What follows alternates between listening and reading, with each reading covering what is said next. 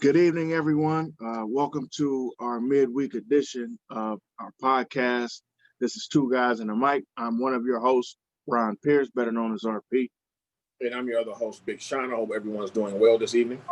What's going on, Big Sean? Nothing much, man. What's going on with you? Hey, I'm just happy to be feeling better. Happy to not have to take a rest after I do any and everything. If I turn the channel, I needed to take a nap. So I'm what old age will do to you. Yeah, man. Old age plus sickness. That's not a good combo nowadays.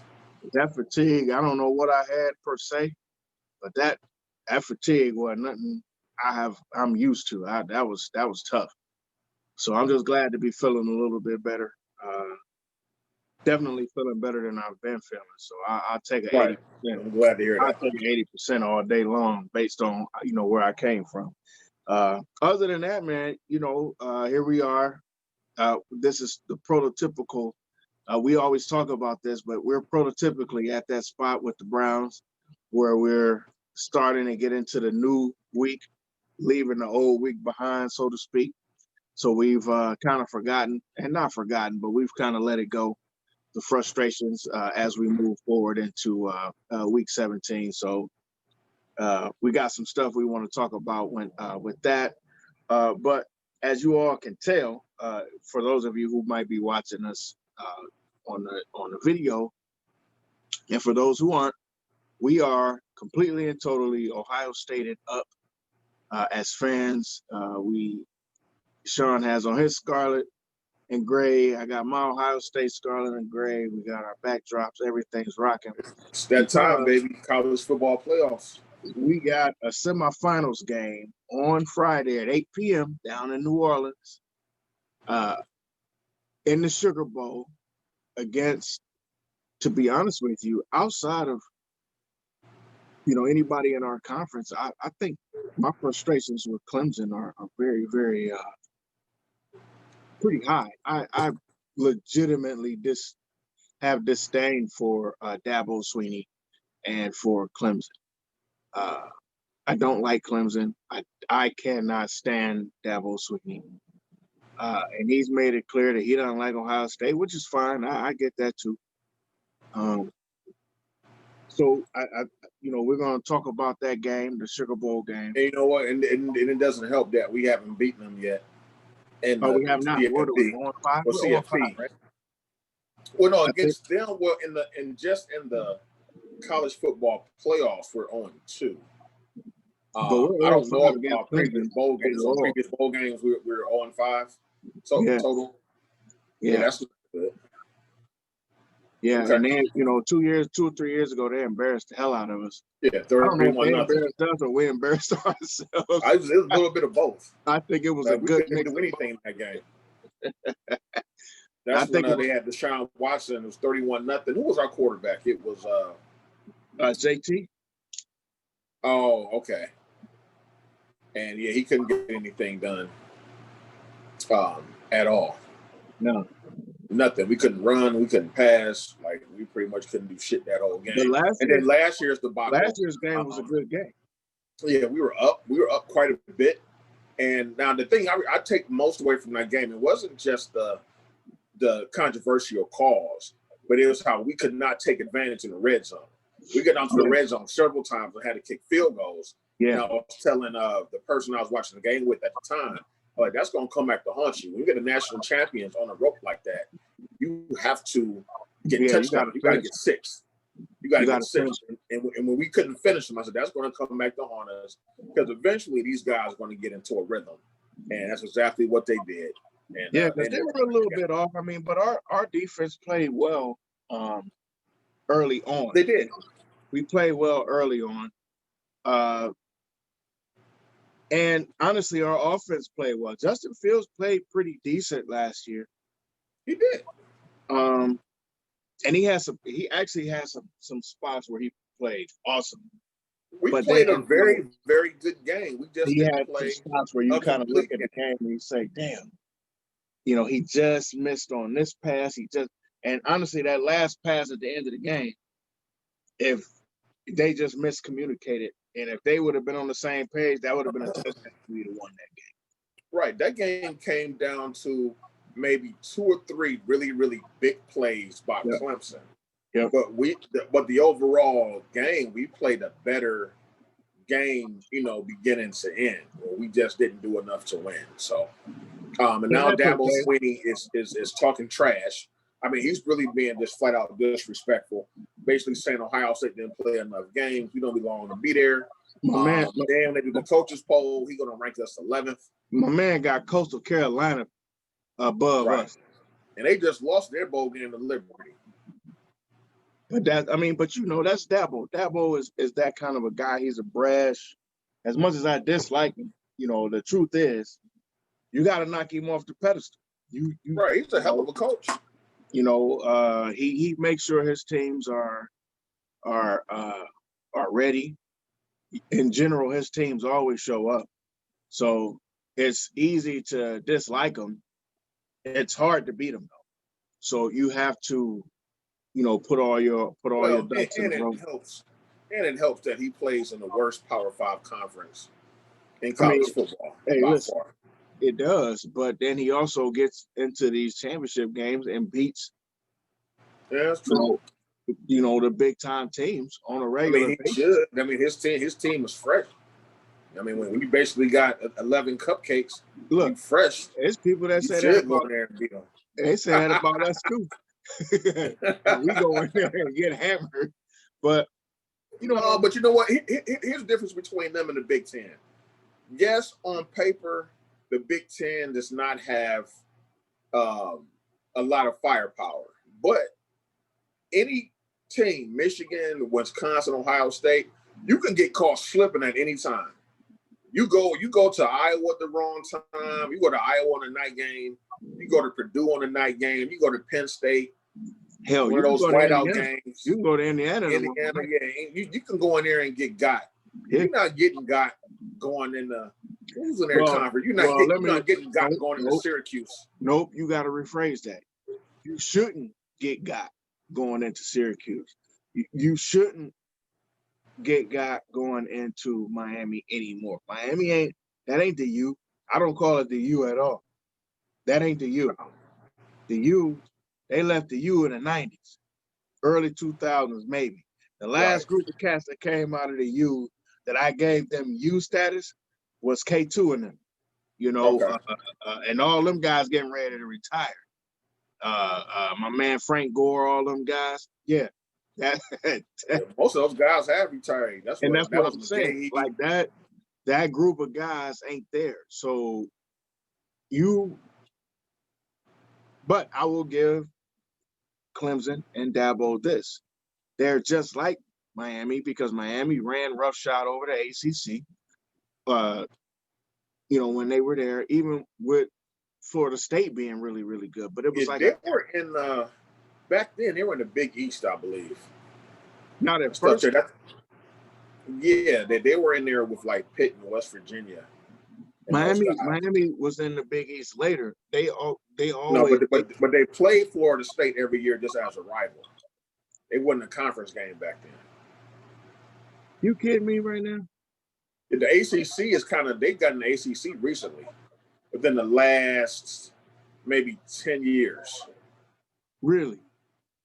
And for a while, I think back in like the Michael Irvin, like them days, I think they were independent for years. No, I think they were independent back then, yeah.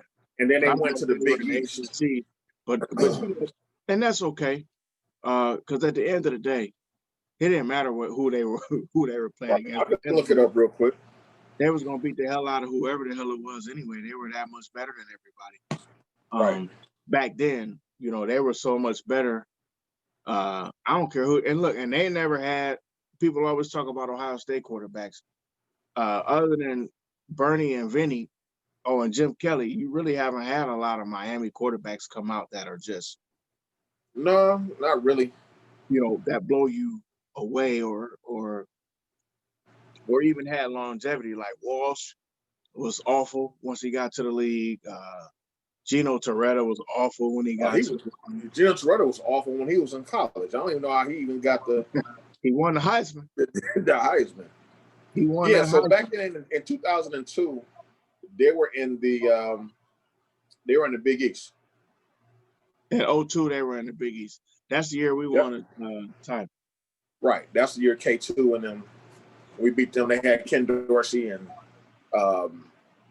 Willis McGahee. There was a McGahee. Yeah, McGahee was the running back. Yeah, because they tore his knee up. Tore up his knee. On that hip. That Mike and Frank Gore was the backup. I think Frank Gore came in and backed him up. Yeah, he came after that. Frank was after that. Yeah.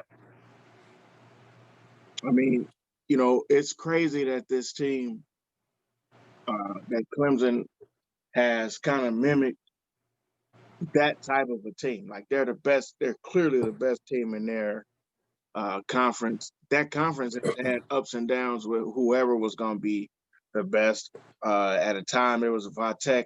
At a time, for a long time, it was Florida State. Right. So it's had its little kind of changing of hands, but definitely over the last 6-7 years, it's been all Clemson all the time. Like ain't nobody beating Clemson over there. I mean, teams have come close, but that's what conference teams do. Now, what's interesting is since like Notre Dame was an honorary member of the ACC this year, will they keep Notre Dame in the conference? Because Notre Dame might actually. I think that's might on be Notre able to Dame. give Clemson some competition. But I think that's on Notre Dame because Notre Dame's power comes from them being an independent. Right. That's where their big power comes from. But remember when they were Conference USA for a minute, Notre Dame, and then they went to the Big East for a minute. Like they've done a couple conferences. Yeah. But they haven't. In basketball, here's the thing: like in basketball, they've always been in a conference in basketball. Recently, football they remain independent. Yeah, because like in basketball they were in the Big East for years. Yeah, but in football they remain independent, which I don't know how all that stuff works, how the politics of college sports, whether how you be independent in one sport. Now you could play whoever, you could play wherever. Right. Outside of your obligatory USC game and your obligatory Michigan game, they're going to play whoever they want. I remember those years when they played Miami, in the middle of the season for no reason. Right. Or when they played Florida State in the middle of the season for no reason. Like those games used to go hard. Those games. Yeah, or it's like they would rotate. They would be Big Ten heavy one year, and the next year they're ACC heavy. Yeah, they wouldn't play any SEC teams.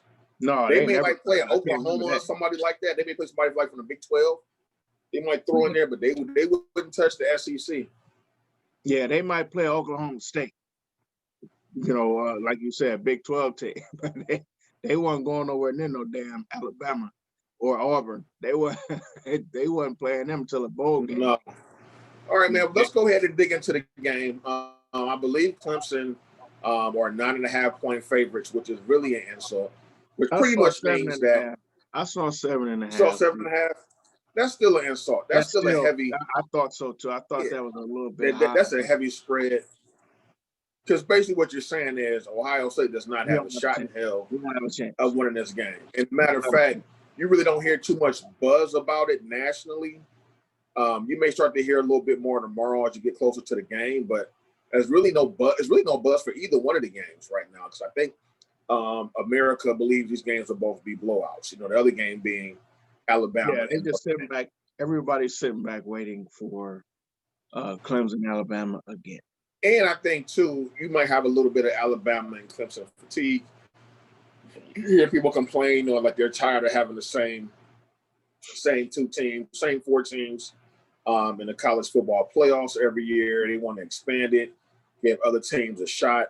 I can see, if they went to 8, I wouldn't mind that. But then if you go to 8, then they were like, well, how come we can't go to 12? How come we can't go to, somebody's always going to get left out. Or somebody always feels they should be in that may get left out. I think 8 would probably be the perfect number because number 9 really doesn't have that much of an argument. Really, I think 6 is good. I think 8 is okay. I'm fine with either of Or them. yeah, or maybe doing 6, because I think that you may have to reward like the number one seed really doesn't get a reward for being the number one seed. Also, they may want to take a look at is stop doing preseason rankings, because preseason rankings give certain teams an unfair advantage. It makes them feel well. No, I think it gives them an unfair entitlement. Like, oh, well, That's what I'm saying. you know, it ain't no advantage, but it's an entitlement. Like they Yeah, feel like, because you why? could be like you come in at number one, right? Preseason number one. You lose a game in the middle of the season. All right, you go 11-1 or whatnot. Most likely, if you win your conference championship, you'll still go to the playoffs. And you can have a team like, let's say, Colorado, who may have been preseason ranked 35. For them to work their way up, they could go undefeated, but for them to work their way all the way up to to get into that realm, as opposed to a blank slate where you're just right. like, wow, these dudes are 8-0. You know what I mean? And they beat a really good Navy team, and they beat a really good, a Pac-10 team out of conference type game. That was a dope game. Boom, boom, boom. And now, instead of them being 25th, you're actually looking at them like they're just a good football team, and maybe now they're 12th or 14th. Right. And that's what doesn't happen. But I come on, bro. Everything that happens or that they put into this thing is all about the money anyway. But all about the money and to keep people talking. I mean, they like the controversy. They like having, you got to have something to talk about. So you're absolutely right. So let's think about this Sugar Bowl game. You got your number 2 Clemson versus your number 3 Ohio State. Clemson is coming off beating the brakes off of Notre Dame in their conference championship game. Was the game ever close? I don't think it was. When I watched it, was close in the first quarter, like in the first quarter, maybe going into the second quarter. Close. It was very early. It was close very early, mostly because it started 0-0. And then all of a sudden, Clemson really caught fire. And, they didn't forget the double overtime loss.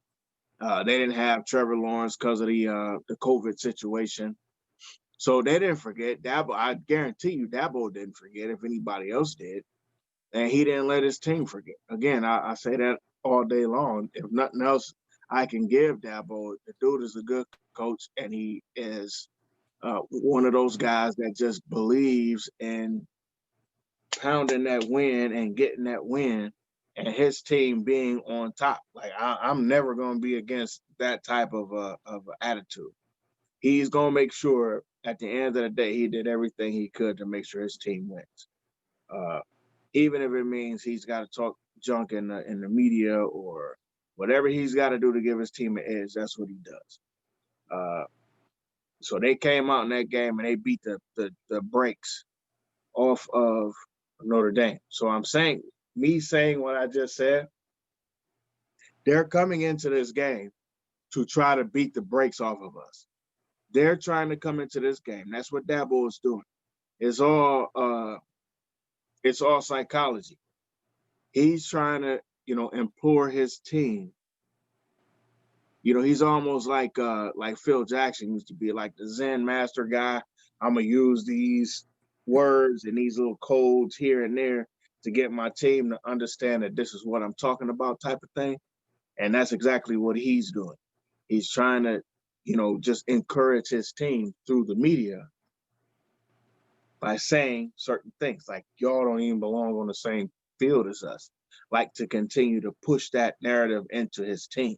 So they're going to come out really hard. They're going to come out really fast. They are already a fast team. They are a very precise team. So, from our standpoint, we're going to have to be ready.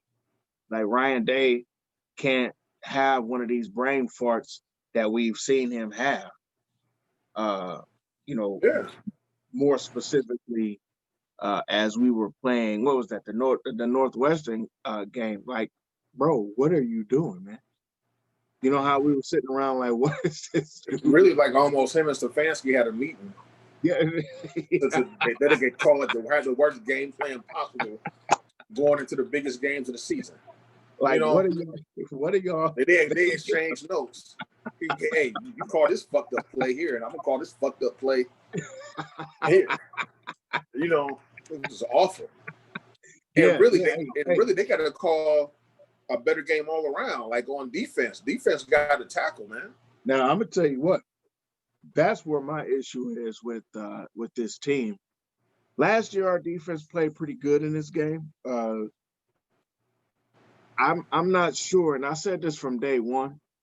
This defense is not that good. No, it's not. We're not that good, and if we don't win this game, if we don't win a national championship, it'll be because of our defense more than it'll be because of our offense. Because this defense is not good. This defense is not good. No, they're not fundamentally sound. They're not fundamentally, but you also don't have any studs, though. They don't have the intensity or the pass rushers. You have a few guys that play good, but again, having a few guys that play good versus what we're used to seeing, when you have a Chase Young, when you have, go back in the annals of Ohio State, you got an Andy Katzenmoyer, you got, guys that make 20, 30 tackles a game. You got a Sean Springs on the court. You know what I mean? You got guys that can shut you down, and you shut down. Not kind of fake shut down, but no, you done. Tough Borland and all those guys, they're good, but they're not, the guys that we've seen go in the first round, second round of the draft in the last, 10, 12 years. They're none of those guys. They're not exactly, man. So those kind of guys. So you have to play a complete game if you're going to beat Clemson, because they're going to catch you slipping. So my concern is the defense. Our defensive backfield is not good outside of Wade, and Wade has not been that great either. Let's be honest. I don't know how. And also, I don't know how the hell. I want to give a memo. All-American. I'm like, what did he do? Yeah, exactly. I want to give a memo to Ryan Day. Ryan Day, listen to me. Justin Fields is not going to win a Heisman this year, so you don't have to showcase him. Don't have him out here throwing 45 times to try to showcase this kid. He's not going to win a Heisman. Right now, we're trying to win a national championship. And if he is going to win the Heisman, he ain't going to win it in these two games, regardless. So that decision is run the football. Like, use the run to set up the pass. Take some of that pressure off the kid. Thank you. He's looked shaky the past couple of. He hasn't looked crisp. So Trey Sermon looks like if he's finally found his footing. Trey, he's a veteran. Yep. Let him run the football. Thank you. Trey Sermon, much like Stella, has found his groove. Right. And I'm trying to tell you, that is the bread as well as the butter. That's that fresh Amish butter right there. That is that good Amish butter right there, man. Get the ball to Trey Sermon as often as possible. I'm not saying that this dude is going to run for 300 yards, against Clemson. I'm not expecting that.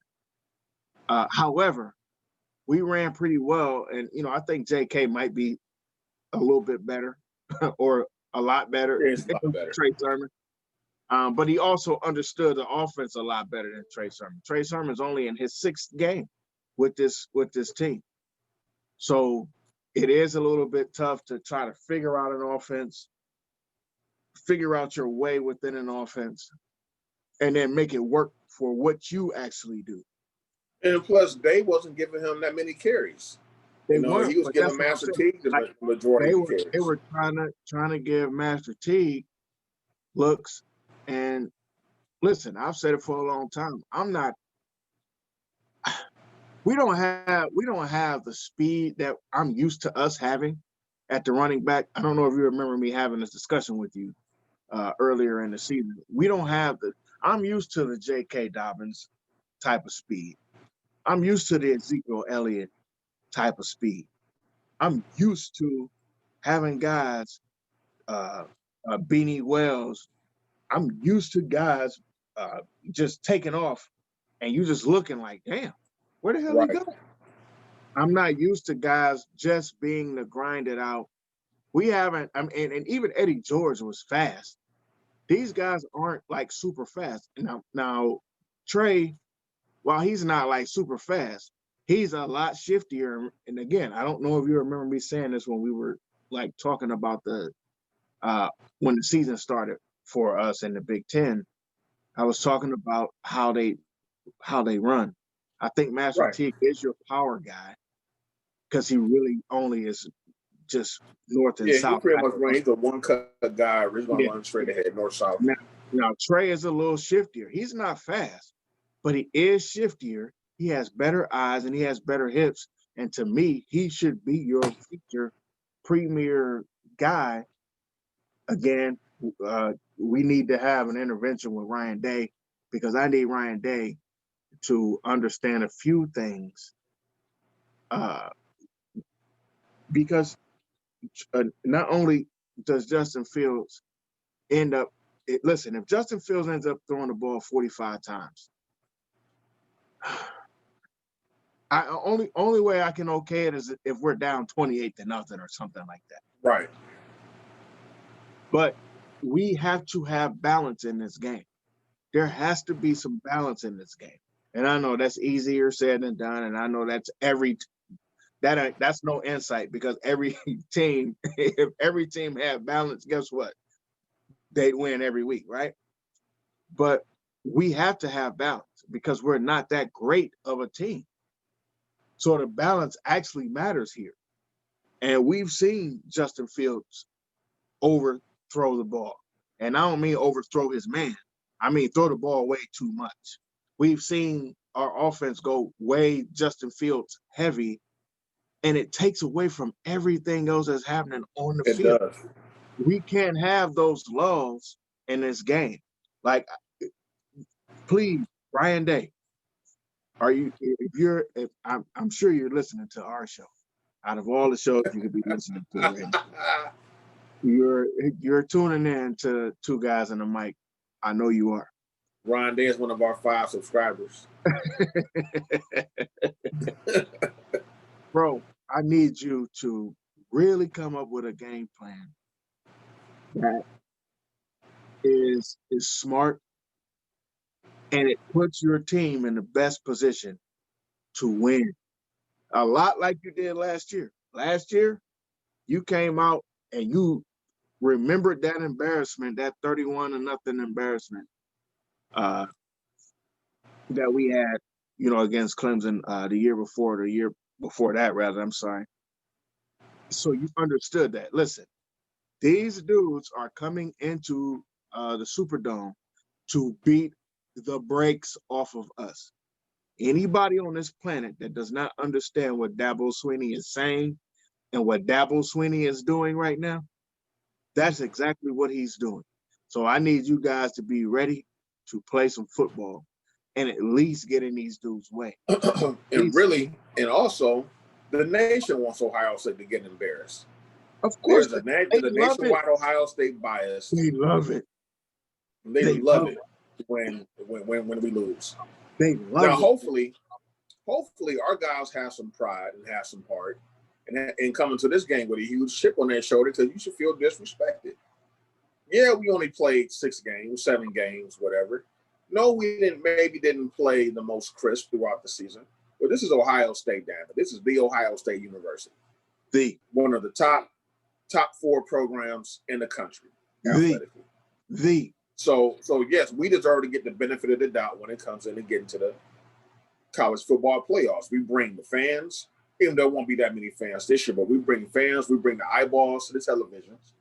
So rest of the country, you guys can hit all you want to, but people want to see Ohio State. We like kind of like the Floyd Mayweather a little bit of America's of college football. Listen, we are America's.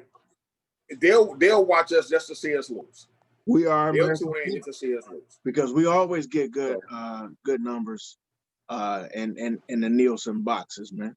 We always get good numbers. Right. You know, It when got I so bad. You remember when they said the Capital One vote for the mascot contest? Yep. They had to take Brutus off because They Ohio State we would flood the voting thing just to get Brutus number one. And so now they don't even include Brutus. He won the first. He won the first 3 of them. Right. So now I remember when I used to travel for work. You know, I would walk into. I love smoking cigars. I would walk into a cigar bar, and I have on Ohio State shirt or Ohio State hat or something. And literally, I would walk in, and people would be like, "Oh my gosh! Oh my god!" I just came in to smoke, bro. But that's everybody knows what this is. Everybody knows what this is. Everybody knows what it is. Y'all already know, and they are intimidated, and either they love it or they hate it. Ain't no in between. Right. Tell me you met a person that said to them, "Oh, Ohio State doesn't matter to me." I ain't met a person that said that yet. Either they completely and totally love Ohio State, or they completely and totally hate Ohio State. That's it, and that's all. I saw a lady, an old lady. I'm sorry, not old lady, but she was an older lady. She was older than me. She told me. That means she was damn old if she older than you. But. Shut up. She said, I don't like sports, but I do know my husband hates Ohio.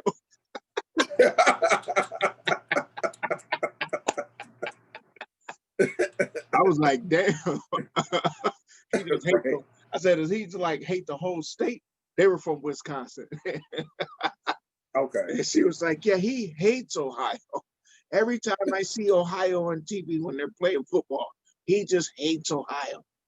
I was like, yeah, that is the sentiment. That seems to be the sentiment. They just don't like us. So, and that's okay. I'm fine with that. I'm very fine with that. I love my Ohio State. Thanks to my grandmama, I'm an Ohio State Buckeye fan because I remember being a kid, and every Saturday, if you was watching TV with my grandmama, she'd turn off Superhost right, and turn on the Ohio State game. I remember. I don't know if you remember this, but I remember when all the Ohio State games weren't broadcast live, so some of them were taped late, and they would show them on public television on PBS late at night. I remember that too. 9 or 10 at night. Yep. They would show the game commercial free on public television. I remember that too. I remember actually, one of my first. I don't know, and you were old enough to remember this, but I don't know if you remember this. So like on the UHF channel, on the UHF knob. So the good thing is I have watched and paid attention to our demographics. So everybody that's gonna hear this is as old as we are. So I don't have to fully explain what UHF is. Right. So on the UHF dial, back in the day here in Cleveland, we had a channel 23, which was an Akron channel, but it was the Akron ABC affiliate. So there were times when there weren't things on our channel 5, but they were on the channel 23. Like video. So what was that video show used to come on? Was it video? No, it wasn't video. So it was the host name was like a Friday night videos type of thing. But but it was all black. It was a time where I could watch an Ohio State game with the fuzz. Right, yeah, I know what you're talking about. Yeah. And Akron on channel 23. I couldn't see it on channel 5, but I could see it on channel 23, which was weird.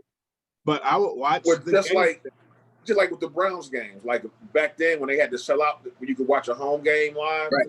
If you could kind of get that Toledo station sometimes. Yeah. They come in on a clear day, on a clear Sunday. That used to watch it there. Was that channel 40, 45? No, it was like channel 13 or something like that. Or you could get that Detroit station, channel 20. Channel 20. I used to And get sometimes you go watch the Browns games that way too if the Lions weren't. But that was, listen, man. And that was what we used to have to go through before there was a ticket, before there was, just live streaming of games and all those things. So, we had to, and we literally would miss games. I remember Or when it'd be that one person that had that giant satellite dish in their that backyard. ridiculous That they would antenna keep joint turning the knob until you could got tune something. in to something. Like, yeah, man. But I think, bro, you know me, I'm a homer. I'm always root for my squad. I think this is going to be a tough game for us to win. It's going to be a tough game. I think it might even end up being a tough game to watch. I hate to say that. And for the first time all year, I'm probably going to pick us to lose this game. However, I'm on State all day. I'm rooting for my guys. I'm hoping that Ryan Day pulls a rabbit out of his hat. Again, I'm not saying that we can't beat Clemson. I'm just not sure that we will beat Clemson. And that's the difference. And it's more so because of the defense. And to me, yeah, it's mostly because of the defense. Have you heard anything about the guys that were on the COVID restrictions? Chris, the Lave and these guys supposed to be back? Looks like Chris will be back. They say he seems to be, on pace to come back. So the hope is that because trust me, offensively, we're not the same team without Olave on the field. There's passes and routes. There's routes that he runs and there's passes that he catches. That, I like. The other receivers. I actually really like Garrett Wilson, but he ain't Chris Olave. No. Like Chris Olave, I need Chris to show out if he gets back on that field, and he should get back on the field. I mean, tonight? It's Wednesday night, so the team should be already. I think we would have heard something. I think if he wasn't playing, I think we would have heard something. We would have heard something, but the team should already be on its way to New Orleans or already there. So they should be there. No, they always go a week early for bowl games. Now with COVID, I don't know. It might be a little different. Well, that's what I'm saying. Like whenever they get there, I think they should be almost there, if not there, because the game is in a couple days. So all their walkthroughs, all of their small pieces and parts, man. Ryan Day, please have your team ready, and don't be afraid to make an adjustment. Don't be afraid to go away from what you thought was gonna work, but now you see it doesn't work. It's okay. It doesn't mean that you suck. It just means that, damn, I thought this was gonna work better, and it doesn't. Okay. Boom, boom, boom. Make the adjustment. It's okay. You're a good coach. Ryan Day is a good coach. And I love the way he presses the offense. He really kind of turns it up. But sometimes he gets lost. So I just need you, man, to understand that this is the game. This is your national championship game. Because you don't get one if you don't win this. Right. Let's get it. And let's play this game with a cape in the back of your neck. Let's play it like, hey man, we here to win. We not here. Listen, I ain't even talking. You know me, Sean. You know me. If I was their damn coach right now, when we get out onto that field, I'm not even talking to Dabo Swinney. You know how you see some of the coaches have? Yeah, right. Yeah, we got to say it like that. I'm not talking to you. F you, dog. For real. F you, man.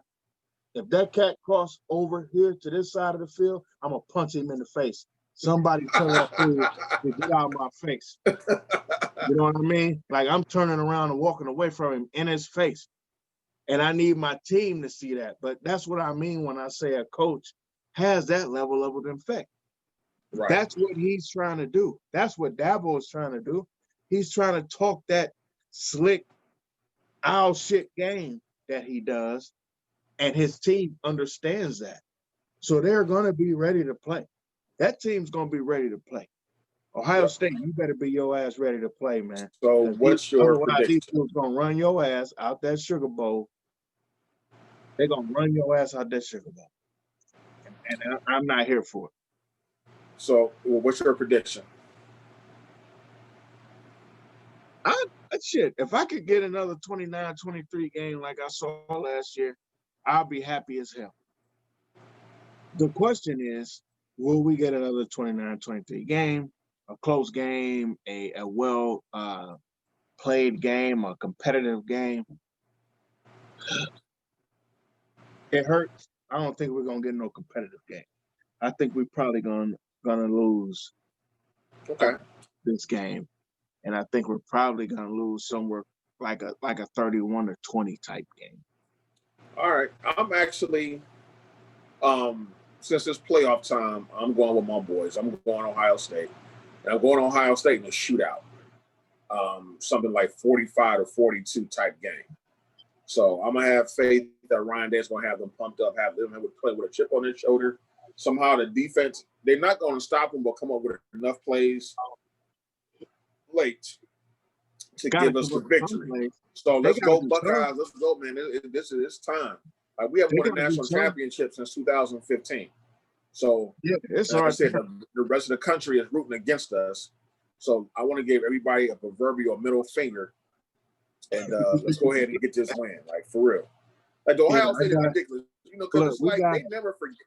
Basically, where it started from, if people don't know, they never forgave us for beating Miami in 2002. Everybody thinks we got a phantom call, and it was pass interference. Now the referee threw the flag late, and it was probably more so a defensive holding than pass interference, but it was a penalty.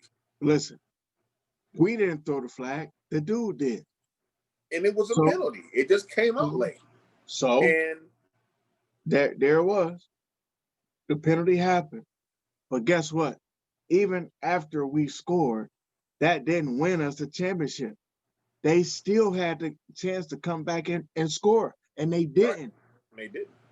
And they did. And on top of that, then after that, Mark May on the ESPN College Game Day, he just goes on about a 10-year anti-Ohio State campaign. Hey, Mark May. You can have both of them. You can have both of them, player. I ain't got no love for Mark May. He went on a personal anti-Ohio State crusade. I ain't got no love for Mark May, big punk ass. You can go and kiss it and suck it and all that. Ever since then, so ever since 2002, America, there's been this Ohio State bias for whatever reason.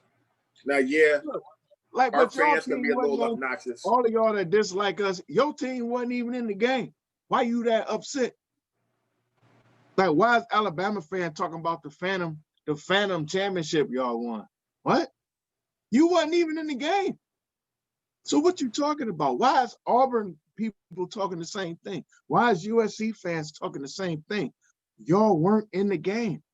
Now, if a Miami fan is upset, I got it. I get it.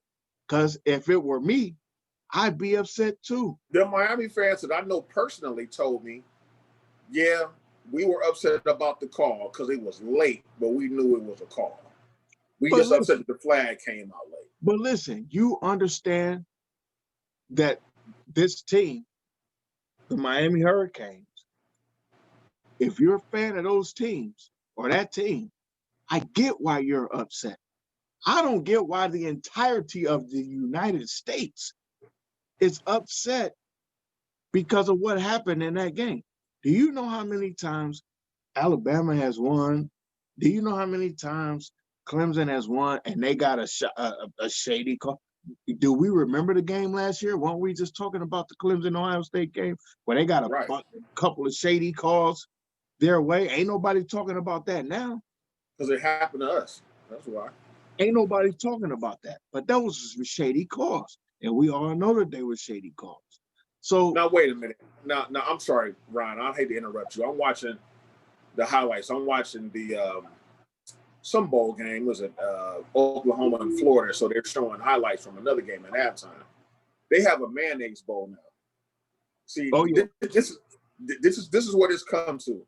Oh yeah, it's a mayonnaise bowl. The Dukes and shout out to Duke's mayo. That's a pretty good doggone mayo that I really just discovered in the last like 6 months. But anyway, so now you got the Dukes mayonnaise bowl, and they broke their trophy dancing.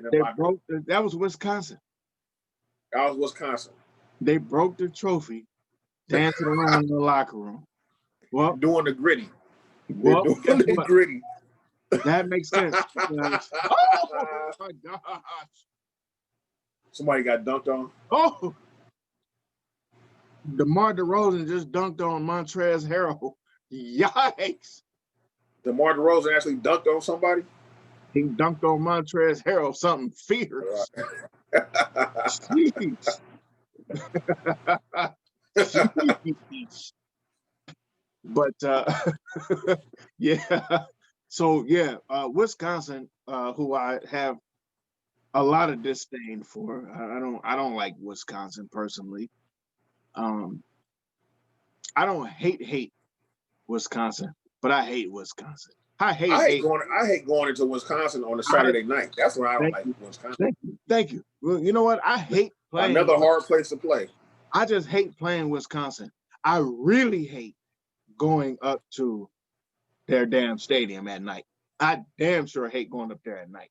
Same as I feel about going to a whiteout or a blackout and goddamn Penn State. I hate it. Right. I absolutely hate it. I can't stand it. I don't want no parts of it. And I tell people that all the time. People always laugh at me. They're like, "Why are you scared of that?"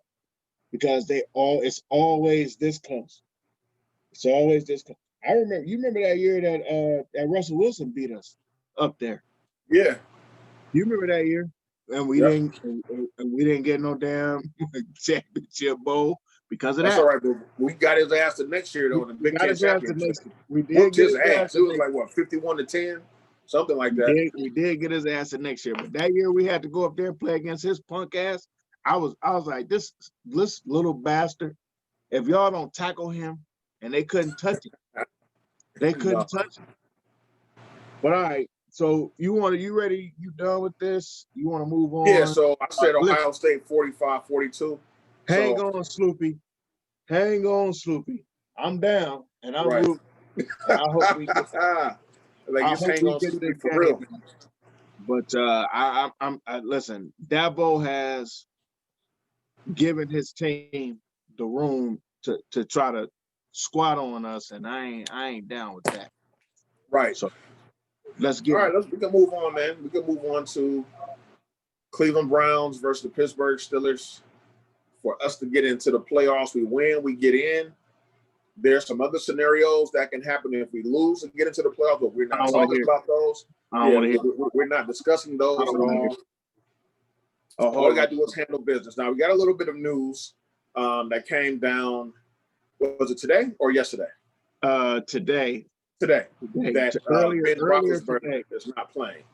Oh, no, that was yesterday. What's today? That was yesterday. That was yesterday that Ben Roethlisberger. Okay. Yeah, we got some news that Ben Roethlisberger would not be playing, which also means that the majority of Pittsburgh starters will not be playing. So that immediately made fans get a little bit at ease. Not me. It made me even more nervous about the game. Because Mason Rudolph is starting, and everybody knows about the Myles Garrett, Mason Rudolph incident that took place last year. Now, the Browns should win this game. In most circumstances, because Pittsburgh has nothing to play for, they will kind of pretty much come in this game to play not to get hurt. That's the reason why their starters aren't playing. But Mason Rudolph is going to come in with a chip on his shoulder. Also, he needs to prove to the Pittsburgh Steelers that he deserves to, be that quarterback of the future. So by no means is Mason Rudolph going to come in and completely just lay an egg. Now, he may play horrible. he may have a horrible game, but I don't expect him not to try. Like a lot of people think that they're just not going to try and just going to lay down. I don't see that happening at all. The Browns also still have issues going on with COVID. Like a third of the team is still pretty much in COVID protocol, although a lot of guys are expected to come back tomorrow, but we'll see because we may be down to safeties again because Carl Joseph just got put on the COVID list today. So nothing comes easy in Cleveland. Things that should be easy in other cities, this would be a blowout. Like if this was like Buffalo would probably sit their starters against Miami, right? Because Buffalo pretty much doesn't have anything else to play for at all. Now, Miami are probably going to beat Buffalo 35-0. That's not going to happen with us. It never does. So I expect the Browns to win. I just don't expect it to be as easy as people think it's going to be. So going into this game, I'm going to get just right down to my keys to the game. I'll give a few of them. On offense, I just need Stefanski to do what he was doing, during that Cincinnati, Tennessee, and Giants game when you had a balance. Don't make Baker Mayfield go out here and try to throw the ball. It's almost like when Baker finally started coming into his own and getting into a rhythm. It's almost like when you were a little kid and I used to love Transformers, right? And my mom would never buy the expensive Transformers. I always got the ones like the damn Constructicons and Decepticons and stuff like that. I ain't getting no damn Optimus Prime. I ain't getting none of the main Transformers. But one Christmas, my mother bought me Megatron, the old school Megatron that turned into a 45 Colt pistol. The rest of my Transformers didn't get no attention after that. It was all Megatron all day, every day. So it's almost like when he discovered Baker Mayfield, when he finally got the quarterback that he's been knowing that he has, that he's been wanting, he just said, the hell with the running game. I'm going to play with my shiny new toy that I get to play with now. And for the most part, it worked, but you can't forget about the bread and butter that got you there in the first place. So that's my main thing, man. I don't want to get too deep off into we got to do this, we got to do that. Because all it really is, you got to go in there and play a hell of a football game and get in there and get the hell out of there and get us in the playoffs. But I just want him to go back to have that balance on offense. Chubb, I don't think Chubb has had 20 carries in about 4 weeks. At least 4 weeks, man. So he's fresh. Let's just go do the things that we need to do. Hard-nosed, tough football. And stop with all the cute stuff. So that's kind of how I'm starting off today with my keys. Just stop being cute and let's get back to basics. Stop being cute. Stop being cute.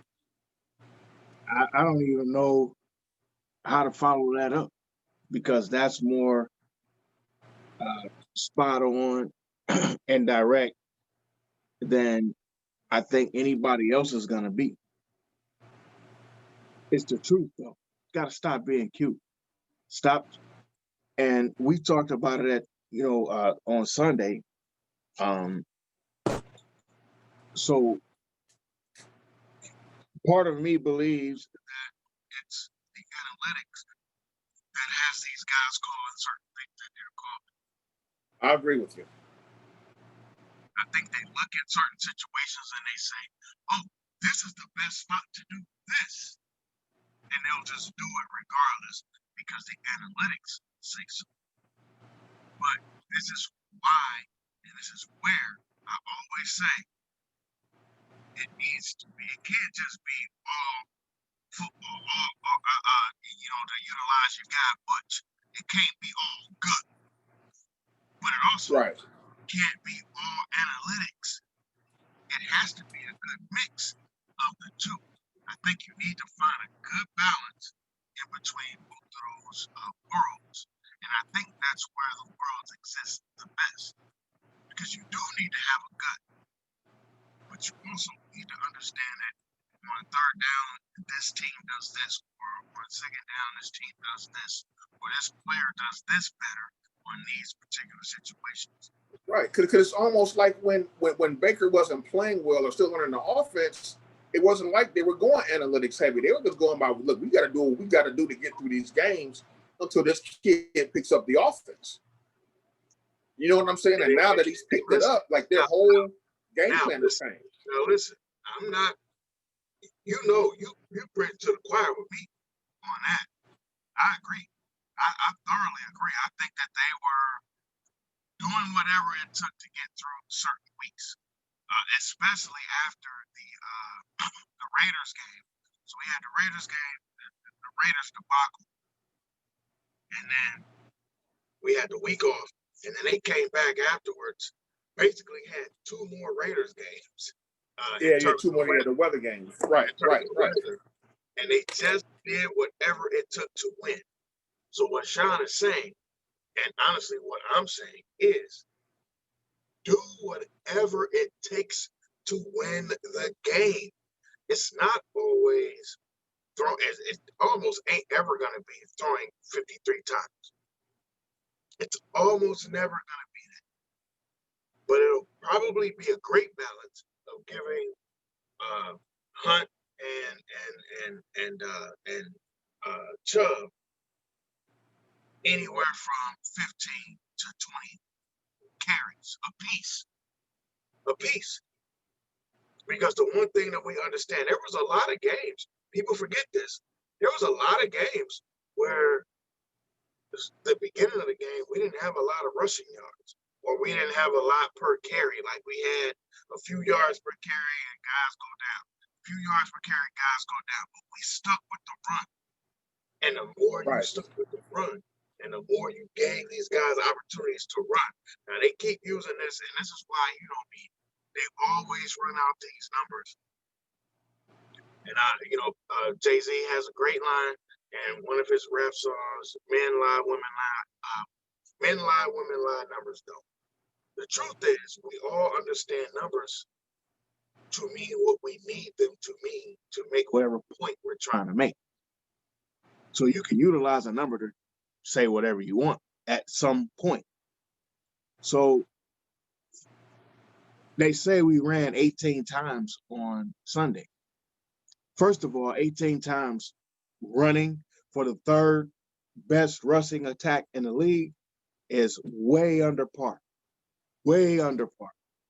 That's actually probably half of what we should have run. At least half. So now you subtract 18 from 53. Now you're starting to get closer to some numbers that Baker should be at. You know what I mean? Now you're getting closer. That's about 35, right? Yeah. So now you're right at about 35. And to me, that's still too much. But I can live with 35. But had you run another 18 times, it could have changed the outcome of the game and made those particular throws that Baker ended up having to make even better, because you didn't have your play action like you normally would have had it. You didn't have it because you weren't running. So you have to run the ball, and you got 2 guys that are very capable. So now let's get into the actual numbers. Nick Chubb ran 11 times on Sunday. 11. They put 18 out there because it was a total of 18. Nick ran 11, Kareem ran 4, and then Baker ran 3. That's 18. That is unacceptable. Kevin Stefanski, I went in on you on Sunday. I laid this loss to the Jets at your feet, more so than I did anybody else. It was a team loss. Baker didn't play great either. Guys dropped a lot of balls. The defense. But our main thing was that you didn't put your team in the best position. But you, sir, did not put your team in the best spot to win that game. And you didn't even attempt to make the adjustments when you saw that I'm a regular dude sitting at the crib watching the game, but I've been watching football my whole life. So you know what I said when I saw these guys blitzing? I didn't think it took rocket science. I didn't think it took analytics. I just said, man, these dudes keep blitzing. Why don't you just run a screen pass? Just run a screen pass.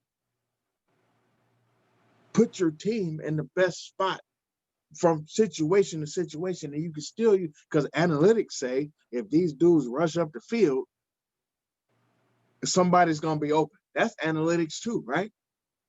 If you put Hunt in the game and he's next to Baker and he goes chips a guy and then goes into the flat, throw it to him. Nobody's there. It's simple. Simplify the game, sir. Make the game simple. Put your team in the position to win. Now, I'm going to say something else real quick. You know as well as I know, Mike Tomlin is a strategist, right? There's a reason that Mike Tomlin said early in the week that Mason Rudolph was going to be his quarterback. There was a reason. He did that on purpose, dog. He did that on purpose to get the team loose, to make the team feel like, oh, we got this game. He did that on purpose. He didn't wait until Friday. He did. I mean, Right. He wasn't playing that cat and mouse game. Like, well, I'm not going to make my starter until Sunday morning. Anything I said about that, this dude is the same type of dude. He did that on purpose. He's like, oh, yeah, this is going to be our quarterback. Not that he's faking it. This is the guy who's going to be our quarterback. So now let's see what y'all do. Here's something else to think about, too. Now, as of right now, if the season ended today before this game, we would play Buffalo in the playoffs. Now, I don't know. It's so many different weird scenarios and seedings, but everybody keeps saying that most likely if we beat Pittsburgh, we got to play them again the following week. That's what I'm thinking. We're going to end up with Pittsburgh. That's probably what Mike Tomlin wants in the first place. Because they don't respect us at all. As an organization, they do not respect us. So if you have a choice in playing in the first round between playing the Browns, so you have a psychological advantage over Baltimore, who you really don't want no parts of, not first round, in a rivalry game like that, or Miami, or maybe Indianapolis again, you would, if you had to pick, you'd probably pick the Browns. So I'm thinking too that he was like, all right, if we do lose this game, y'all got to come see us again in our house with our full complement of players. You know, I know as much as Mike Tomlin says that he respects everybody in the AFC opponents, I think he respects Cincinnati more than he respects us. Honestly, we haven't given him no reason to respect. Exactly. So I think part of deep down, he's like, yeah, you know, we can sacrifice when we get these cats again and wipe them out at home. So I think it's a lot that plays into that. What you said, I believe too. And on top of that, it's like, okay, if we lose, so be it. We'll get him again. Yeah, he don't really care. And then let me tell you something else. He's only sitting Ben. He ain't sitting the whole defense right away. That defense is still gonna be out. I think they're gonna play at least a half. Because think about it though, he's down. And that's what I mean. And that's he's already down. He's down 2 linebackers, really down 3 linebackers. So I don't think he wants to. Bud Dupree not out there.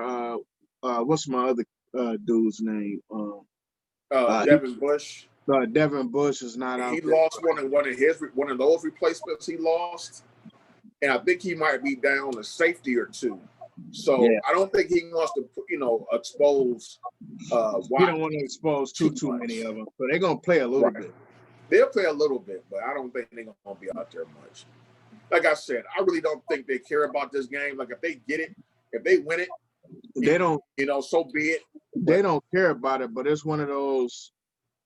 They're gonna allow the game to be the game, and if we if we fall on their snare that they put out there, they're just gonna look at you like, damn, you caught in the snare, huh?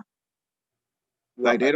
they don't care. And like you said, I also believe that going into next week, because I said we're probably gonna end up playing the Steelers because the only one team gets the bye, correct? And that bye is Yeah. already with the Chiefs. So if we end up in the 7th spot, because I don't think that the Ravens are gonna lose, and honestly, I don't think that that Miami's gonna lose. So we'll maintain. If we win, we'll maintain the 7th spot. End up playing against the Steelers in the playoffs next week. Yeah, but something happens that if we all win, something flip flops, something because right now, even though we're in the 7th spot now, we play Buffalo. So Buffalo and Pittsburgh aren't going to swap. They're probably going to stay as is. Now here's the wild card in all of this. There's a strong possibility that Tennessee could lose their game on Sunday. Now, if Tennessee loses their game on Sunday, and let's say the Colts win, or I don't know, it was some weird scenario where if we ended up like tied with the Titans or something, man, something weird happens because the Titans go to Houston. And J.J. Watt already pretty much cussed out his team. It was like, yeah, we play hard every game. And we do this, for the fans, blah, blah, blah, blah, blah. That's not going to be an easy game for Tennessee to go into.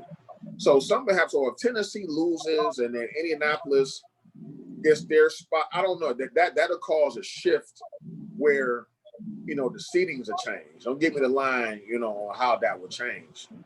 So I think that's why with all different scenarios that happen, especially if, let's say, if we win, Baltimore wins, and Miami wins, and we have like identical records, and you got the conference records that come into play, and all of that stuff, and division records, something gets funny happens that we will end up playing Pittsburgh somehow. I don't know, man. I get mad every time I look at this damn playoff picture because I'm like, man, we win last week. We good. Which it just be a done deal, right? When you read the playoff scenarios, man, it's like calculus. Like if this team beats this team, you remember now, or this team ties this team. Let's be honest, Sean. You remember when we were kids? So we had a couple years when we were younger that the Browns were the division winner. I remember we went 12-4 the year that stupid John Elway and his stupid big teeth self had to come in here and do the drive that year. We went 12-4 that year. We won our division, so we knew we were going to the playoffs that year. The next year we came back. We didn't go 12-4. We went 11-5 that next year. So we knew we were in the playoffs. Like, you know what I mean? Like, I remember us being the team that knew that they were in the playoffs. And then, like, the years after that, where we kind of pieced together opportunities for us to be in the playoffs. We watched Bernie figure a way into the playoffs with a rubber band on his finger and Don Strock making sure we got it. Like it was so crazy.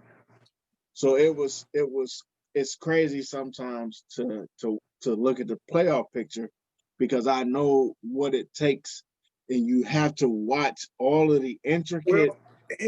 Like the last time we went to the playoffs, when we went in 2002, we beat the Falcons, right? So I went to that game on the way home. We didn't know if the Browns were in or not. Yeah, it was a weird scenario. We still had to wait. Where the Jets had to beat the Packers. It was something weird.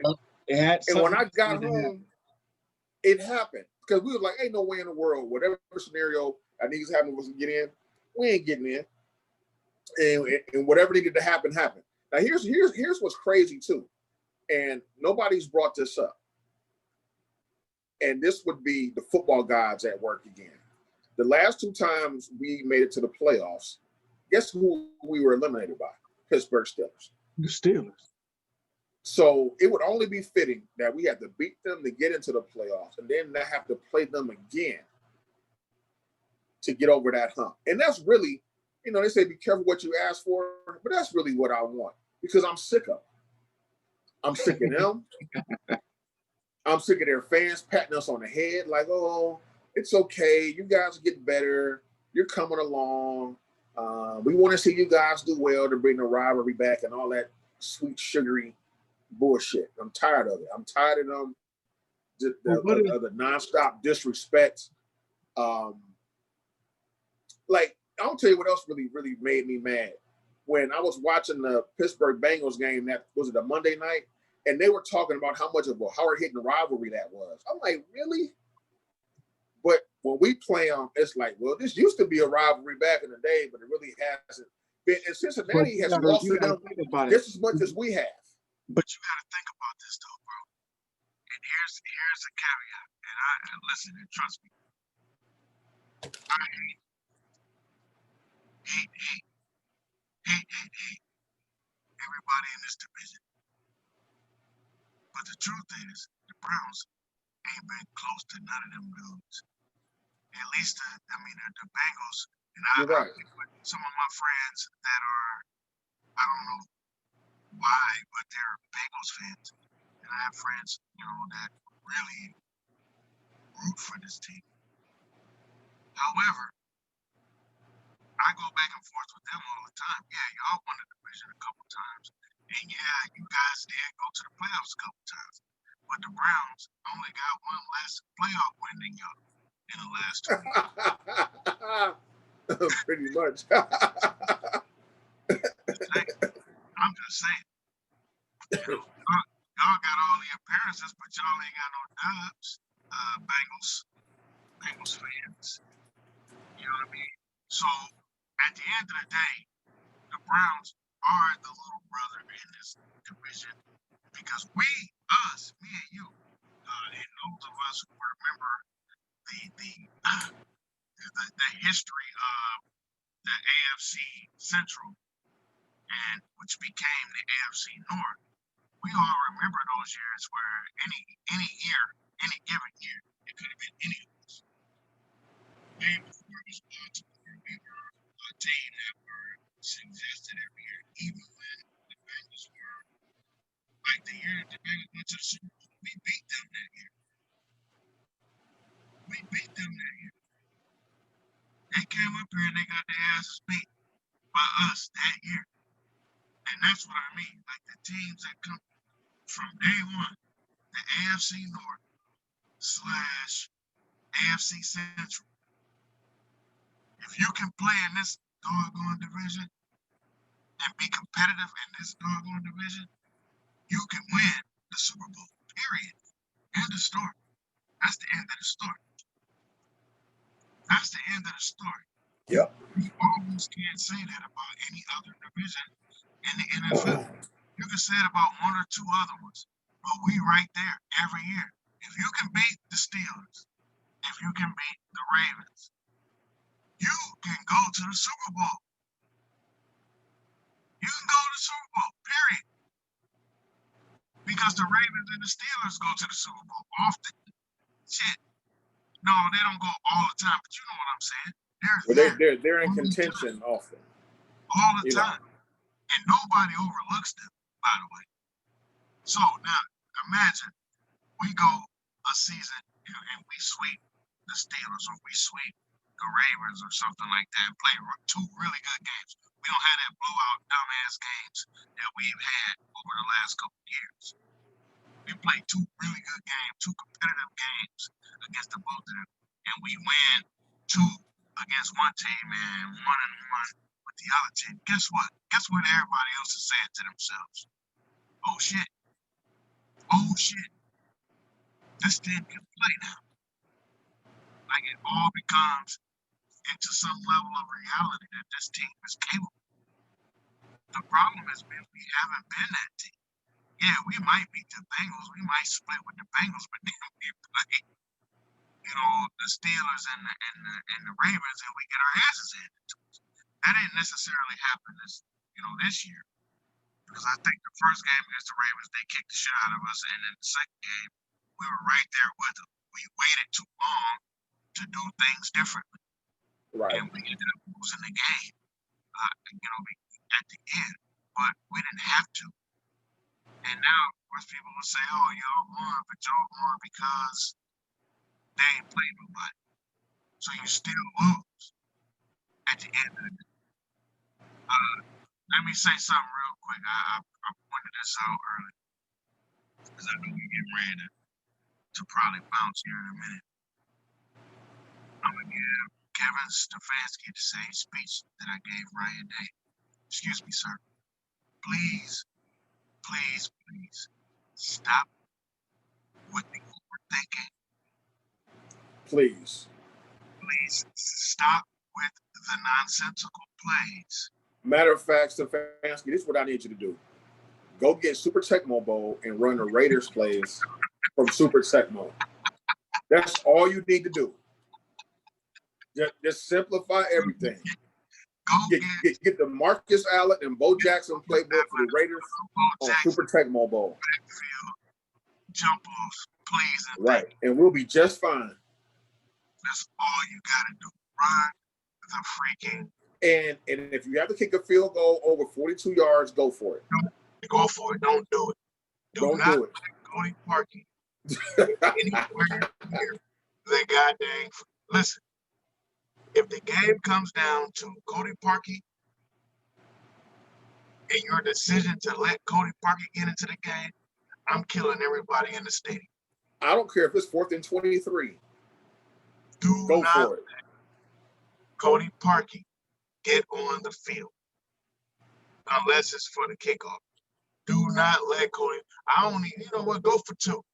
Go for 2. Because that's just a freaking letdown to watch this dude, get on the field and he sits up and he boots this thing to the left for no freaking reason every stinking time. I'm sick of him. I've had enough of him. Please draft somebody who can kick or recruit somebody who can kick. Ask the Scottish Hammer, does he know anybody in Scotland? Hey, the Scottish Hammer needs to step up too. Like, man, these 35-yard punts ain't I don't disagree. I don't disagree with you, homie. Because that junk he did the other day, I thought he kicked that thing. I said, man, I need that dude to kick that like 50 yards, 55 yards. He kicked it about 38. With no win. It was no win. I'm like, what the hell? Come on, y'all. Don't call yourself the Scottish Hammer when you actually like the Scottish hatchet or something like that. You ain't even like a full-fledged hard hitting right. something. Come on, bro. And I have a message for Joe Woods too. Look, Joe Woods, I know you don't have the personnel that you want to have, but this little soft cupcake playing 85 yards off the receivers is not going to work. You have another garbage quarterback we playing again. It's the 3rd week in a row that we got a garbage quarterback. I need you to put pressure on this kid, bring some exotic blitzes, confuse him, force him to make turnovers. Now, if we were playing Patrick Mahomes or someone like that, I can see you kind of playing bend don't break. You can't play everybody like that. But you can't give an NFL caliber quarterback time to throw the foot. I don't care who he is. You just gonna sit back and allow Sam Darnold, who is awful against the blitz, by the way, to just throw. Now you would think analytics would tell you that. Come on, man. You know what this reminds me of? It's a show I'm watching on Netflix called The Travelers, right? Where something happens really bad in the future. So they come up with this technology where they can do a consciousness transfer. So they can look back in history, see who was about to die and win, and jump in their bodies before they died and take them over, right? And then really what they're trying to do is change events that happened in the past that mess up the future. It's like quantum leap. And of course, by doing so, they mess up everything else that's going on because you ain't supposed to mess up like quantum leap. But they take their orders from this thing from who I thought was a person called the director. The director gives them the orders, but comes to find out, The director is just a computer. He's artificial intelligence that's supposed to have all this, he's supposed to be perfect because he doesn't have any emotions when it comes to making his decisions. And that's almost like what the Browns seem to be doing right now. Getting all their information and instructions from a computer, whatever the analytics say. That show is Quantum Leap, dog. That's Quantum Leap, man. Yeah. Okay. Yeah, I forgot about Quantum Leap. That's Quantum Leap. I used to watch Quantum Leap. That's Quantum Leap. Okay. Where you getting all your information from this AI type situation, and you going in to try to change whatever happened, whatever negative thing happened. Yeah. Okay. Now I remember that. That's show. Quantum Leap. That's Quantum Leap, dog. That's that. Look, I know you're talking about a whole different show, but I'm like, yeah, right. But it's the same premise. That premise came from the 80s, 90s, dog. Got you. That's Quantum Leap. I used to love that show. I need you guys to just have some common sense. Make the game. Just don't overthink. Like Ron said, let's just get this W. Please. I'm like, look. To this game, understand what we got to do. Get us to the playoffs. Because guess what?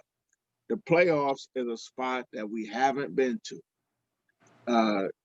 in a long time. We're talking about 18 years. So this is for the mental psyche of the whole Northeast Ohio sports fan. So to be able to get to the playoffs and be there and be relevant in it. Nobody, listen, people are already over. People don't even think we're going to get there. Let's start there. Secondly, if we get there and actually win, nobody's giving us a shot. We don't have shit to lose. You don't have nothing to lose. Like we're legitimately in, we're playing with house money right now. We playing with house money. So if we get to the playoffs, we're playing with house money. If we get to the playoffs and actually win, we're playing with house money. Now here's a positive, because usually when Stefanski has a really bad game, he normally comes back. He seems to learn from his mistakes and bounces back with a very, very good game. So I'm kind of counting on that. The fact that we're going to get Juice, our leaders, back on the field. I think guys like Juice will be a calming influence, because I think early on, what you're going to see, the Browns are going to have some nerves early on, because none of these guys have been in this position. You're going to see. I don't want to see no nerves. But here's why. You listen, ain't no reason to have no nerves. Y'all need it at the end of the day. Y'all got to go out here and win this goddamn game. Ain't no nerves. Ain't no in between. Sean is, as he said to us multiple times, Sean is the feel-good guy. I'm not here for the feel-good. This is one game, one win, and we're in. Get your ass in gear. I don't care about your feelings. I don't care about, your mama's sick this week. Okay, that's cool. You're gonna see a few nerves early, and I don't mean this necessarily in a bad way. I don't mean in a bad way. Y'all got to be ready to play. I don't want to hear about nerves. I don't want to hear about I ate a bad tuna last night. I don't want to hear it. Ate one of those burritos off that truck in the wash. No, but look, this is what I mean. You had a burrito in El Segundo. I don't want it. No, what I mean by nerves is that they're going to be pumped up. And sometimes when you're a little bit overhyped, you're going to be a little bit off. You listen, bro, you already know where I'm going. You know what I'm talking about when I say I don't want to hear that shit. You know what I'm talking about. I understand that they might be a little bit, but I don't have time for I had nerves. Because when do the nerves go away? When do you get, I'm settled now? No. And that's when your veterans come into play. That's when Juice and Those So guys here's be what like, my in hope is. Batonio I and Treader in watched that huddle be like, calm your asses down. I Be watched all right. I watched Baker today. Bake said he was hoping that everybody would be in the building tomorrow. And by everyone, he meant, Juice, Cadero, Hollywood, those guys. That's what he was talking about. So the hope is everyone will be healthy once all of their tests come back positive, or excuse me, come back negative, and then they'll be ready to play. And Also, once they come, and once these guys come back, but do something. Don't go out. I don't know what y'all got to do. Lock yourselves in somewhere. Because damn it, I don't want to see nothing come across that screen Saturday night with somebody being out. But also, Carl Joseph and those guys didn't test positive. No, they didn't. They just were in contact with guys. So they got to have another. So Carl might actually play. Sendejo is not playing, which I'm be honest with you. I'm be honest with you. I don't want to hear nobody has COVID. That's a bad thing. In almost every case, in almost every single case, I'm super happy that I'm super upset that people have COVID. But I think this might be a blessing in disguise. And plus, Ronnie Harrison will be back. And Ronnie Harrison might be. So we don't need Sendejo. Sendejo, you go ahead and rest up, homie. We wish you the best. Rest up. We got it. We got get this yourself for you. together, homie. I ain't wishing no ill on you. I'm not a huge fan of yours, but I ain't wishing no ill. I want you to understand that. That's why I said I wanted to preface this the right way, because people will be like, "Oh, man, he's so awful." The truth is, I'm always looking for reasons for Sendejo not to play. I can't say that I was looking forward to him having, COVID to not play. That's not true, and that's not, what I feel. However, he's not playing. So we got to get other guys out there that's going to play and other guys out there that's going to make plays. Because Sendejo actually made one play last week that was super huge, and it actually gave us an opportunity to be able to win that game. Still, even after all of the things that we did wrong last week, we still had a shot to win that game. So, going forward, I hope that he gets better. I hope that Ronnie Harrison is capable of starting in his place. All the guys that might have issues, or all the guys that might have, physical impediments, I'm hoping that they're able to provide so that we can get this dub and then keep it moving. Right. If we can get this dub on Sunday, imagine this. Ohio State wins on Friday. The Browns win on Sunday. Come on. Give me a better scenario for my weekend. I don't know one. Exactly. I don't know one. Going into the new year at that. And going into the new year. So, All right, man. Well, let's do this. Let's just run down our picks from last week real quick. And then we can give our prediction for the Browns game. And then we can do our picks for this upcoming week. Well, if you wanted, this is week 17. So do you want to do picks again, or kind of just wait till we get to the playoffs? Because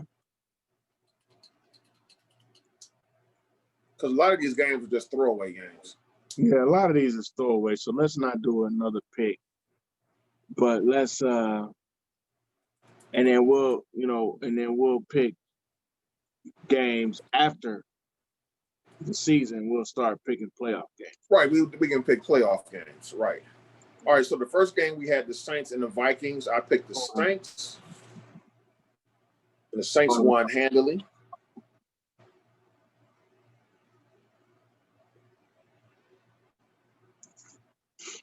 Hold up a second. So you pick the Saints. I picked the Saints as well. The next game was the Raiders and Miami. I picked Miami because I knew Chucky would do something stupid at some Man, that point could have in been. the Let me game, tell you, which he guys, did. and I know we mentioned this. I picked the Raiders. This dude snatched the victory from the jaws of defeat, man. I mean, I can't even believe the game that I watched. I was sitting there watching the game, and it wasn't even about me trying to hope that they won because I picked them. I'm watching the game like, wow, I knew these guys were going to show up. Boom, boom, boom. And then they did the dumbest stuff that I've ever seen in my life. Right. And think about this, too. I couldn't believe it. Miami almost has to go Fitzpatrick the rest of the season. But they're not. They already said that they're going to start Tua. Because that team doesn't really have faith in Tua right now. And when you get into the playoffs, now I know what's going to happen. Now let's say Miami does go with Fitzpatrick in the playoffs. He's going to get in the playoffs and stink. That's what he always does. But now what are you telling your team when you keep going back and forth with these different quarterbacks like that? Well, Tua's my guy. Yeah, but he's your guy to the fourth quarter. But that's neither here nor there. Well, here's the thing. Nobody's clamoring for either or. That's the thing. Like they're just fine with whatever Coach Flores is suggesting in everybody's game, and that's something that's different too. The fact that they're just fine with whatever Brian Flores is saying is okay. I mean, listen. They pulled Tua out the game, but they had to pull Tua back. He's celebrating so hard because they winning or had the opportunity to win. They had to pull this dude back onto the field. Right. Like that's just it's a weird dynamic that they have down there. But again, that comes from strong coaching. If you got the right coach is gonna make sure that guys understand certain things a certain kind of way and feel things a certain kind of way, et cetera, et cetera. And I think that's what's happening. I think that's what's happening out there. I think they are understanding whatever whoever Coach Flores says going out there, them cats is okay with it, which is weird. I listen, I understand what you were saying, but I think these guys are doing it a different kind of way. But that's what I mean by strong coaching. Ryan Day, Coach Stefanski, y'all have to, at some point, y'all have to be the guys that, like to me, I got mad that Baker said, hey, man, we lost because of me, but I didn't hear Stefanski say the same thing. Okay. I was a little bit. Well, frustrated. he did say he got out-coached. I mean, saying you got out-coached and saying I lost because we lost because of me, it's two different things. Yeah, you got out-coached. We know you got out-coached. We saw that. You got out-coached by Adam Gase. Right. Look, I don't have another face. You got out-coached by Adam Gase. Come on, bro. And I get it. I know you keep saying, and I seen you say, yo, man, you got to understand this. You got to understand that. You do have to understand those things. Yeah, you had to, and I said, we talked about it. Yeah, you got your whole situation sitting here, and then now they taking everybody away from you, so you don't get the opportunity to utilize what you actually thought was going to work. And when we get it, Stefanski, just win this Sunday, and then we'll forgive you for that game. We won't even think about that game no more. Well, don't you, au contraire, bonjour. Don't go giving this dude too many free passes. And I only say that because we'll get this dude a free pass, and then he'll do the most bonehead bull, and you'll be like, look, and you'll be like, I can't believe he did. Nah, B, you gave him the pass. No, I'm not saying I'm giving him a pass. I'm saying if you win this game Sunday, I don't care about that Jets game no more. That's all I'm saying. I'm gonna care about the Jets game. That's Sean. I ain't about to care. Like you get me the damn playoffs. Here it is. I ain't caring about that. This is the difference between me and Sean. I'm still looking for those same traits and those same failures. Sean is cool because he feel like I'm good now. Nope. I'm looking for this dude to fail me again. I ain't been in I the think that playoffs might since be, 2002. but I think that might be the military in me. I'm about strategy. I'm about putting it all together. And if I think that you the dude that ain't gonna get it done, I'm waiting for you to be the dude to drop the ball, man. I'm gonna shoot you in your face. And you not finna get me killed, man. You not finna get me killed. I will He didn't shoot turn you this in. to he didn't turn this to a game of Call of Duty. Hey, I'm being real. I'm being honest. I'm not. Friendly fire is a real thing. No, I know that for sure. Shit. You not finna get me killed. And if I think that you not finna lead me the right way, so Shit. my You would know this better than I attitude do. is, Sean, Friendly fire is probably responsible for more casualties than they let on, that they don't tell you about. Man, what? Okay, I'm not getting into that. I know we can't get into that, Look, but I know. We about to be on here for another 3 hours. I'm not Especially with the equipment that your enemy is using that you sold them years ago. You know. Well, that's the first problem. How they bring that helicopter down? Right, exactly. All right, you know what? Indianapolis, Pittsburgh. I picked Pittsburgh. I said they would bounce back, and they did. You picked Indy, right? I picked Pittsburgh. You picked Pittsburgh. All right, then we had the Rams and Seattle. I picked Seattle, and the bum-ass Rams lost again. I picked the Seahawks, actually, which was weird because in my mind, I was thinking the Rams the whole time. But I'm like, they at the house. Maybe they'll pull us out. No, something ain't right. Something just isn't right with the Rams. Should be a lot better than they are. I don't understand that, bro. I can't put my finger on what's. It's not all Goff. People would jump to blame Jared Goff. It's not all him. Nah, their defense. Some of it is. Either, though. No, that defense ain't cracking like it used to either, though. No, they got a lot of money invested in that defense too. So the Rams are actually on the verge of not making the playoff. I think they have to win to get in. Yeah. Along with like Arizona. Yeah. Over in NFC. Then we picked the Browns and the Jets. I picked the Browns, and of course we know I picked what happened in that game. So with the Browns and Steelers coming up, I'm going with my boys. I'm going with the Browns to win. I'm looking at a game something like 28-17, because I don't care how bad a team is offensively. Our defense can't stop anybody. And Pittsburgh is going to be run heavy. I look for like Benny Snell. So I don't think John Connor is going to play that much like Benny Snell and McFarland. I think they're going to have a big game, but our defense will do enough. They'll make enough plays for us to win the game. So I'm looking at 28-17, my Cleveland Browns, and we clinch our first playoff berth in 18 years. And I'm going to get drunk. Just for us clinching the playoffs, I'm going to have my bottles. I'm thinking 24-17 Browns. Okay. Again, I agree with you. I think that, I just think it's set up for us to do it. I don't want anyone to feel good about themselves that we do it, though. And that's the caveat. If we make the playoffs, that's cool, but don't walk around like, like the job is done. Oh no. Nah, B. No. You squeezed your way in like a rat. You squeezed your way into the house through a little crack because these dudes didn't play their number one. Right. Player. And also if we win, I'm not giving Pittsburgh fans grief over this game. No, hell not no. At all. I'm not gonna be all like blah blah blah because we ain't beat them. We won and we got in, so it is what it is.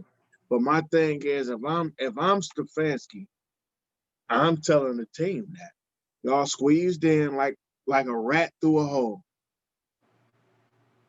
People don't think y'all belong here, but y'all got to show at some point that you belong here. And that's how you build onto those things, man. That's the stuff that Dabo Swinney is doing. Those are the things that Mike Tomlin is doing right now. That's why those teams consistently are there. And that's why we aren't. Because we're the teams that are always trying to fabricate and make some stuff into some big man. Listen, look your team in the face and tell them, some bitches, y'all suck at some point. Say it. Right. When you suck, and say you suck, and be the real dude, and everybody understands that. So I just need my teams, Brandy, my teams, Kevin Stefanski, to understand y'all got one job. Do the damn thing. Y'all can do the damn thing. No turnovers. Play no smart. dumb penalties. Play smart. Play smart. Miles, we know you're going to be excited. We don't need you getting 3 and 4 dumb offsides penalties like you like to get every week. I don't need, but however, I watched you walk up the walkway last week with the keys to the script club. I'm gonna need you to come on through with the script club, man. Right. Don't be I scared. need you guys to play with the I don't need controlled you rage. to be scared because it's Mason Rudolph. I need you to roll right up on that porch and open the keys to the script club on this son bitch, man. That dude almost cost you your whole career. Beat the brakes off this cat. Thanks. Exactly. That's it. Ohio State, I need you guys to show up. And I need you guys to show up in a way that you probably haven't shown up in a few years. 5 years, 6 years. Yeah, I need y'all to show up. I need y'all to play hard. I need you guys to live in a realm that you haven't lived in a while. Play big, play hard. Otherwise, y'all going home. And I don't want to hear no excuses. I'm not no excuse laden fan. I'm not one of those. This is one weekend where there's no excuses at all. Not a one. Okay, ain't blaming the refs. We ain't blaming nobody else. We not accepting here on Two Guys and a Mic.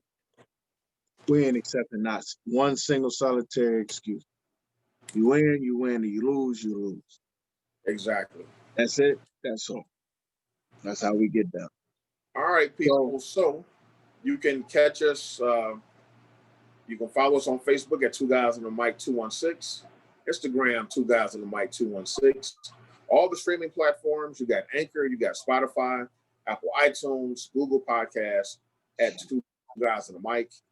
You can also follow us on YouTube at Two Guys and a Mic 216, where we want you to subscribe, hit that like button on our videos, and click the notification bell so when we upload our video, you know firsthand when it's up and running. And we appreciate the fans that have been interacting with us, leaving comments on our Instagram page and YouTube. We appreciate it, and you see we do respond. Anything that you guys put out there, either myself or RP will respond to. You know, we enjoy that.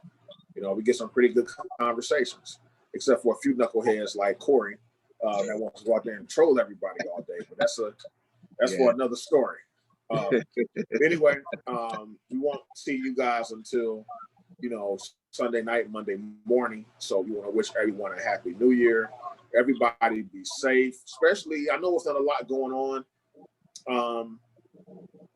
Friday night, but if you do decide to go out, please be safe because you got a lot of crazy people out here, and we want everyone to be safe and come into the new year healthy and safe.